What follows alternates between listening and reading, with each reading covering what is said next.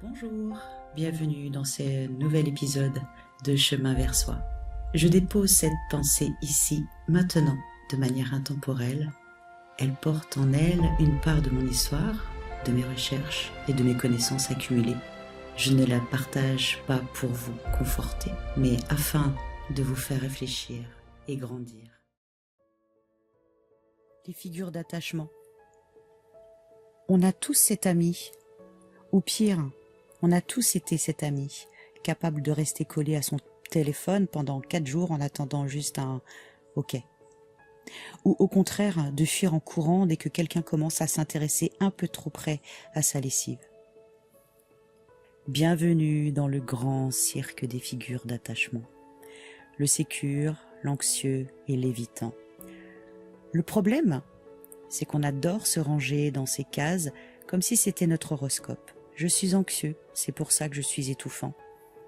Il est évitant, c'est un monstre froid. On s'achète une identité de pacotille pour excuser nos comportements de goujat ou nos crises d'angoisse.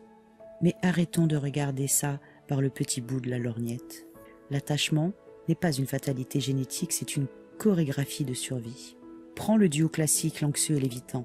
C'est le tango toxique par excellence. L'anxieux a une peur panique du vide et de l'abandon, alors il réclame, il s'accroche, il étouffe. L'évitant a une peur panique de l'envahissement et de la fusion, alors il se coupe, il se tait, il disparaît. Et devine quoi ? Il souffre exactement de la même blessure, de la même maladie, la terreur de l'intimité.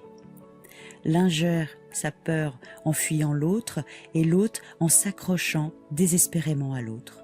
Et plus l'un recule, plus l'autre avance. C'est un piège magnifique où chacun trouve chez l'autre la confirmation de ses pires croyances. Tu vois bien qu'on m'abandonne d'un côté et tu vois bien qu'on veut m'enfermer de l'autre. Le but du chemin vers soi, ce n'est pas de trouver le partenaire sécure magique qui va réparer tes câbles et tout te donner sur un plateau. Le boulot, c'est de regarder quelle est ta danse préférée dans ce merdier.